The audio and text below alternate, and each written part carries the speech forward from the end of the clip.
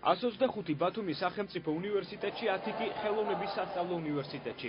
15 ოქტომბრის მონაცემებით ფინანსური დავალიანების გამო რეგიონში სტატუსი სულ 170 სტუდენტს შეუჩერდა.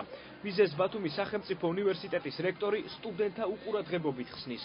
ტერმინი ფინანსური დავალიანების გამო სტატუსს შეჩერებული სტუდენტები ეს გულისხმობს სტუდენტთა იმ კატეგორიას, რომლებმაც დროულად არ გაიარეს აკადემიური და ადმინისტრაციული რეგისტრაცია და მათ უნივერსიტეტის წინაშე არავითარი ფინანსური ვალდებულებები არ გააჩნია. ვერ წარმომიდგენია სტუდენტს ვისაც სწავლა უნდა ის რომელიმე პროგრამაში მაინც არ მოექცეს. სტატისტიკა საგანგაშოა ერთიანი ნაციონალური მოძრაობის წევრებისთვის. ბათუმის ოფისში გამართულ ბრიფინგზე სტატუსის შეჩერების 300%-იან ზრდაზე ისაუბრეს და აჭარის მთავრობას სუბსიდიების გამოყოფისკენ მოუწოდეს. ჩვენ მოუწოდებთ, რომ გამოიყოს დამატებითი დაფინანსება სუბსიდიის სახით უნივერსიტეტისთვის.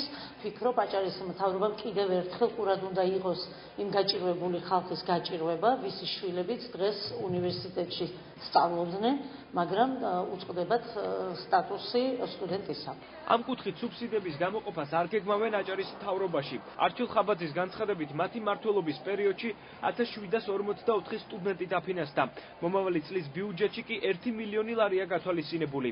იგივეს იმეორებენ აჭარის განათლების სამინისტროშიც. არის კატეგორია სტუდენტებისა, რომელსაც სოციალური ფონიდან გამომდინარე უჭირდა ვერ მიიღო ეს დაფინანსება, მაგრამ აქ ხარისხზე გვაქვს პლუს აქცენტი. ჩვენ ყველა სტუდენტს ვერ დავაკმაყოფილებთ. სტუდენტი, რომელიც სწავლობს კარგად, მას არ აქვს გრანტი, აჭარის მთავრობა ამ სტუდენტს აფინანსებს. ეხლა თუ ვერ სწავლობს კარგად და არც გრანტი არ აქვს, სამწუხაროდ ეხლა ეს სახელმწიფოს არ შეუძლია. ბათუმის უნივერსიტეტში 2012 წლის მონაცემებთან შედარებით სტუდენტთა სტატუსის შეჩერების 300%-იან ზრდას უმაღლეს სასწავლებელში ჩარიცხულთა რაოდენობით ხსნიან. დაფინანსების მიღების მსურველებს სწავლის ხარისხის გაუმჯობესებას ან უფასო ფაკულტეტზე გადასვლას ურჩევენ. ასეთი ბათუმის სახელმწიფო უნივერსიტეტში 21 სპეციალობაა.